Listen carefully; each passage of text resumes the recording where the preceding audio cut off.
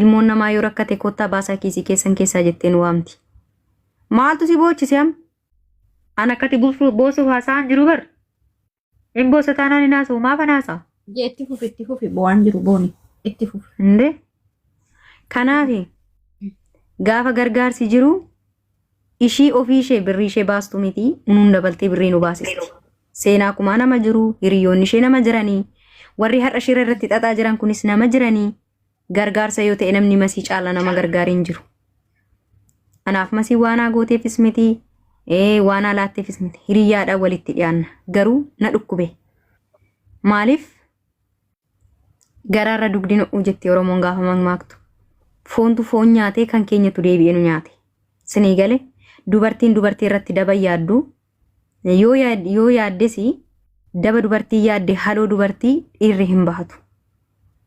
Sii galee miti? Kanaafi miira keessaa bayi miira keessa sin galiini hunduu gaarummaaf ta'e haa godhani baga godhani. Sin jilbeenfachiifne sin kuffisne si jabeessani. Jecha namaas hin dhaga'in.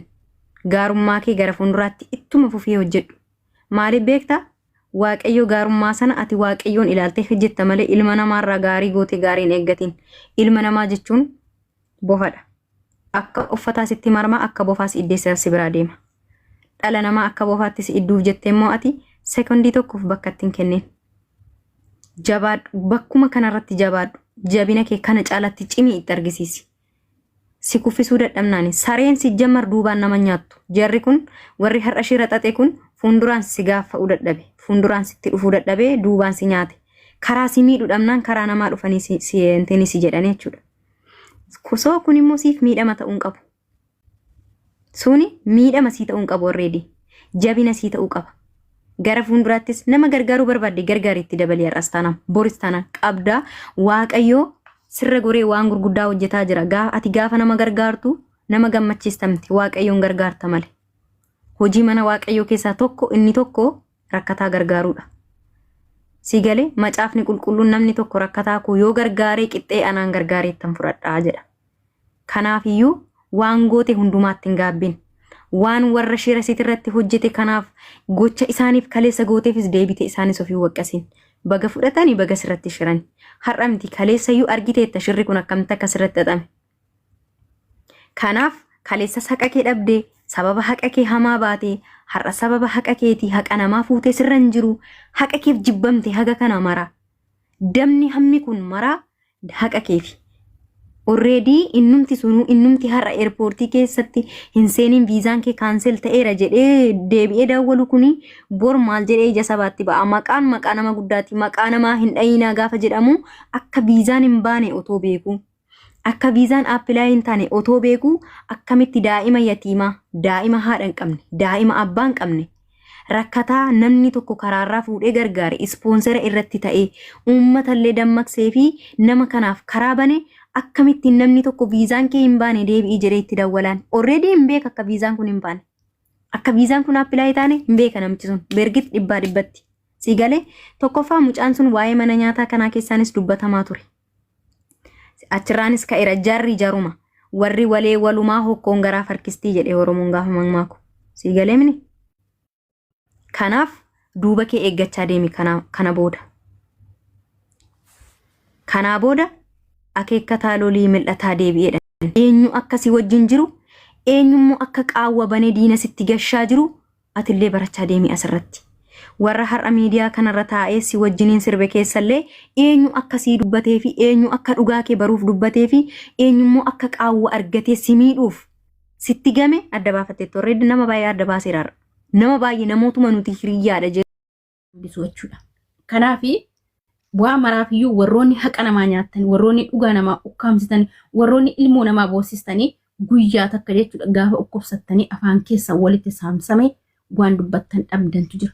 Guyyaa immoo utuma deemtu rabbiin addunyaa kanarraa dhabama si godhee gaafa aqxee qabrii keessa seentu lafeen kan kee guyyaarraa boba'aa oolutu dhufa waan ta'eef warroonni shira xaxxan.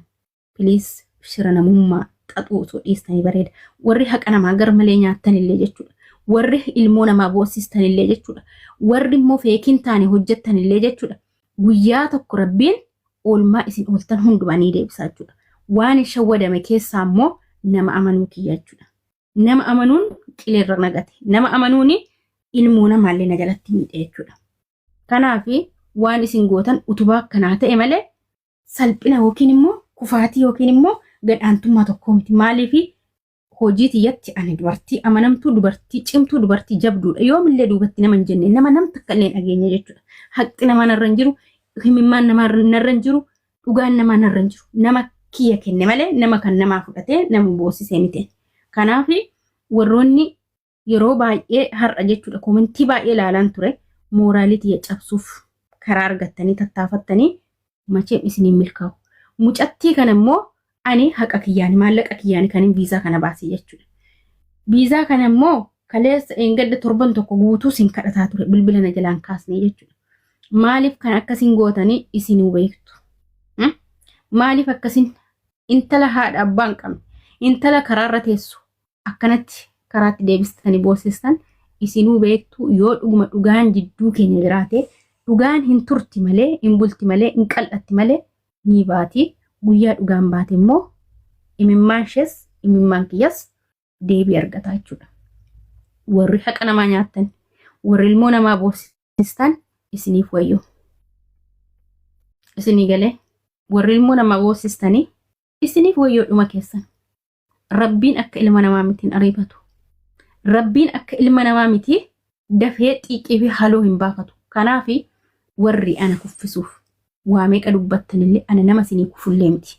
Yoo rabbiin nama takka ol kaase rabbumatu ol kaasa. Yoo rabbiin immoo gad deebise rabbumatu deebisee gad deebisa. Isinii galee ani immoo dandeettiin qabuun waanan qabuun mucaa kanaaf yaalii godheera. Maallaqa kiyyaan yaalee maallaqa ishee sumni tokkoon fuunee mucaa miskiina haadha hin qabdu.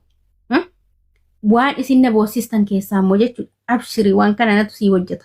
Haa deemtu tikkeettii murimasi jecha as deebitan immoo waan baay'ee shira xaxxan isinillee galatooma. Isinirran ilaalu miidiyaa kanarratti baheellee nama arrabsuuf jilootaan qabu. Intala safuun guddatte intala haati abbaan guddiste ijaa ta'e nama arrabsuu hin barbaadu. Warroonni immoo ilmoo hiyyeessaa boosistan ammallee jechuudha. Rabbiin gubbaarra jiru sun harkasaa fi ijasaa isinirraa haa fudhatu jechuudha. Wanta kan jedhu yaada qabaatte itti fufe.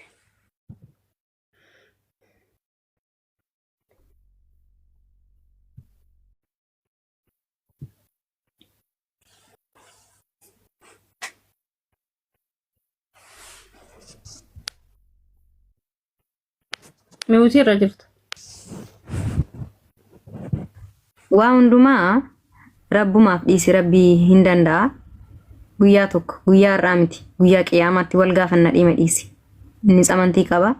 Atis amantii qabda. Akka amantii keetti waaqatti kennadhu dhiisi. Wanti nagarramee na dhiisuu didee ijoollee keessaa filatanii mucaa kanarratti shira hojjechuun shira kanammoo eenyu kan qindeesse atis beekta. Macheem diina kee wallaallatu.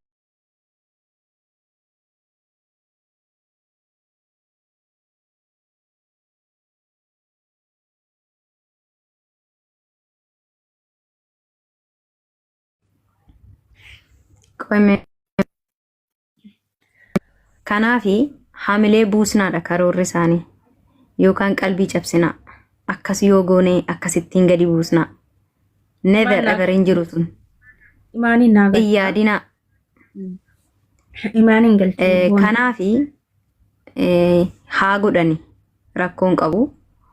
Viizaan nama tokko otoo siisteema keessa galee appilaayi hin ta'in otoo haala imeelii biyya kana keessa hin galin viizaan bayira jedhamee nama 1,000 irratti haasa'ame.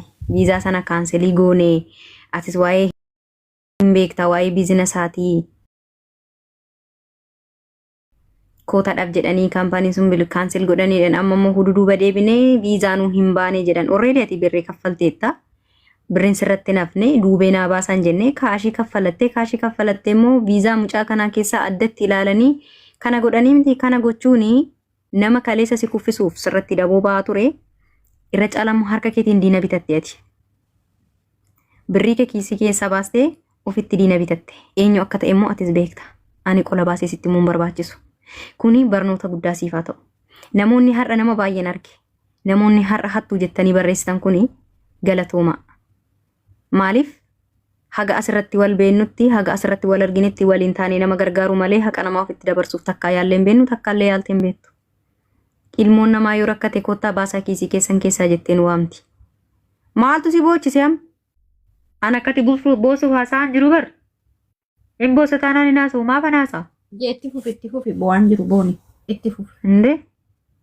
Kanaafi gaafa gargaarsi jiru ishii ofii ishee birrii ishee baastu miti nuun dabaltee birrii nu baasisti.